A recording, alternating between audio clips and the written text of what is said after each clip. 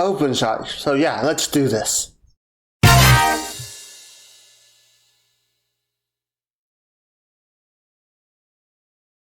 So today we'll talk about Openshot, the free and open source video editor that I personally use for this channel all the time. It's my main video editor for this channel. Almost everything actually is edited in Openshot. Some of it has been edited in Kdenlive, but most of it's been edited in Openshot. So this is the video editor that I know inside and out, front and back. So we're just going to go ahead and go over it.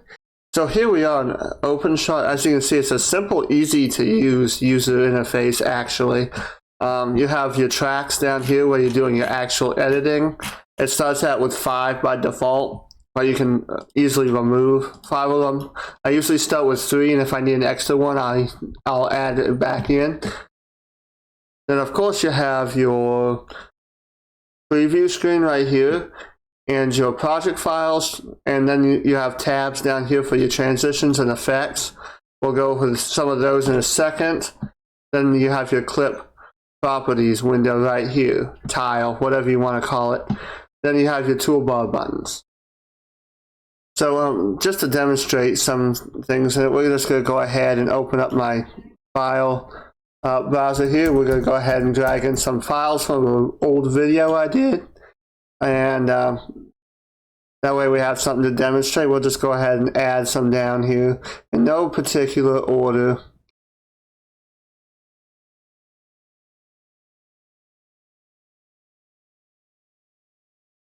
There we go. And basically you press play or space. Or Debbie. There we are. So basically like your own video editor at home. Now if I wanted to cut something out, let's just say in the middle of a clip, I'd just go right here and hit slice and hit keep both sides. And then I'd press play. Now let's just say I wanted to cut that out. I just go slice and hit keep right side. It'll delete the right side, and then I go ahead and mush them back together.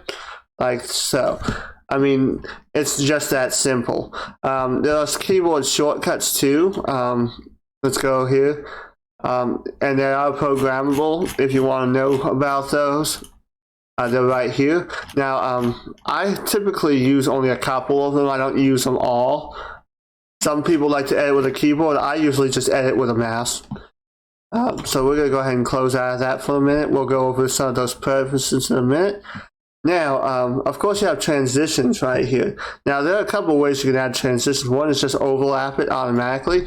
It creates a transition right here, and if you want to select a transition, it's right here in the source files, right here, transitions, and then I go right here and I can change it. Now, then I just go ahead and press play, and then now it just fades right into that. Now, let's just say I wanted to add it in a different way. Now I can go ahead and hit delete, snap it right here, and I can just go ahead and click and drag it on here, and then you have another transition. Yeah. And now it's kind of a long one, but install them.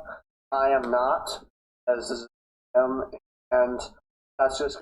And of course, you can shorten it by clicking and dragging, or move it around, or click and drag on here and shorten it. Really, that's the way that you can mess around with transitions. So as I mentioned before, we have some built-in effects into Openshot right here. Now, one of the most common effects I use is color saturation for color adjustment. And it helps me not look so washed out on my videos. So I'm just going to go ahead and click the red S as I drag it down. After I drag it down, and I usually set at 1.3 or 1.4. As you can see, it adjusts my color right there. Now I can make myself look really weird by maxing it out, or by taking it away, I get a black and white effect. Now, if I feel I don't need that effect, I can just right click and remove effect. Now, all these effects work the same way by adjusting them by clicking them. like this, and making adjustments like that. Now, as far as putting in text and words, you got two options up here. You can go up to the title. Now, of course, you got your keyboard shortcuts right there, and you can go to title right here, and I can go ahead and add a title in here. Now, as far as adding a title, I can just go ahead and hit save, and then it goes ahead and saves it as a file here. Now, let's just say I want to go right here and add it to the end. So I can just go ahead and drag it right here, and it adds it right there to the end like that. We're going to go ahead and take this all the way back to the beginning, to the home. Now, also what you can do is put it on a track above, like so. No, wrong one. I can take this and put it on the track above, and see, it's transparent, so you can actually overlay it onto your video. Now, your second option for text is your animated title right here. So you can go to titles and animated titles. Now, this requires Blender installed. So if you, as you can see, I've got two versions of Blender here. One's a snap and one's not. But you have to have a version of Blender installed, and you have to have it pointing to your Blender version. So you don't have to have it open. Let's go ahead and let's close out of that actually. But it does require it to render this out. And you have to go to preferences and point it to your Blender executable. So we're going to go ahead and hit close. And the way it works is you would just do this and press render right here. And it'll render it out.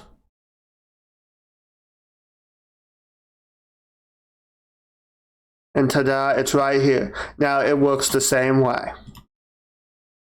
Install them. There it goes. I am not. So that is titles in here. Now, of course, you can always remove them from project like that. Real easy to do. Now, Openshot has a new feature actually built in with this version, and that's hardware acceleration for encoding and decoding. So you can go to preferences right here. You go to performance and turn these on. And actually, with the hardware decoding on it, it really speeds up your editor as far as performance goes. I've actually turned this off, and I have noticed a significant boost in performance, especially if you're dealing with multiple tracks and overlays. You want this turned on if you have a graphics card that can support it. Now also, when you go to render a video, you can go ahead and press this, and you have the option to encode it on your graphics code right here as well. Now you can do VA API, and that's more prominent among AMD. And of course, I have an NVIDIA, so I usually just use the NVNC encoder, which is the NVIDIA's encoder, which works best for an NVIDIA card anyway. So that was a close look at Openshot here. As you can see, it's pretty simple to use. As you can guess, there are pros and cons to any video editor that you use. And, well, any piece of software has its own pros and cons. So we're going to go ahead and go over a short list of pros and cons to this particular editor. So first, we're going to go over the pros of using Openshot. And one of the pros I would say is it has a simple, easy to use UI. And it's very customizable. You can move anything around in that UI. You can even like move the tracks on top if you want. You can customize it to your workflow very easily. There's also that key binding integration I showed you. And of course, there's hardware acceleration out of the box. You may have to turn it on, but it's available, and you don't have to add any plugins for it anymore.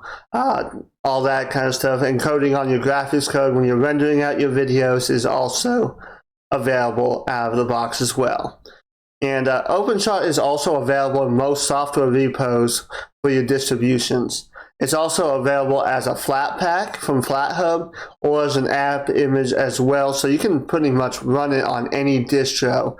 It's very easy to install and get without having to build from source. So those were the pros.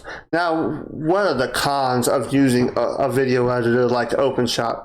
Well, one of the possible cons is that Openshot is written in Python, which some people would say is very slow as far as computations. I haven't really noticed any performance hits from the Python language really, but some people might not like the fact it's written in Python. The next con we're going to go over is the fact it's not as feature-packed as other video editors. Openshot is very simple, but also its simplicity means you're not going to have as many features like you would have in, say, Kdenlive, or in those other proprietary video editors such as DaVinci Resolve and Adobe Premiere, etc. But the thing is, I like it because it's simple, and a lot of those features I don't use, so why do I need to complicate my UI with them? If I need those features, I can just switch my video editor out at a later time. Also, another con is a lot of people complain about crashes, and it sometimes crashes with me, but with most video editors, I find they crash every once in a while. So really, I wouldn't necessarily see that as a con, because a lot of video editors crash while you're using them. The moral of the story is keep your shit saved. That's all that you need to do, is keep it saved, save often, and I would say make a couple changes, then save. Get in the habit of saving often, no matter what freaking video editor you use. But really, with anything that you're working with, you need to keep your stuff saved. Whether you're using LibreOffice or not, just keep your stuff saved. So that was Openshot. If you would really be interested in trying this, I would encourage that you try it. It's available in the link below. Normally, on any particular distribution, it's called Openshot-QT. I know in a lot of Debian, it's apt install Openshot QT-QT. I'll put those commands in the description. Also links to the site, the PPA, etc. So if you like this video, go ahead and give it that thumbs up. If you didn't, that's what that thumbs down button for is. Go ahead and click that subscribe button. I'll talk to you later. Of course, the boss had to make a little appearance. Yeah. In case you didn't notice, she was in that video. Yeah. Okay. Say hi to the folks right there.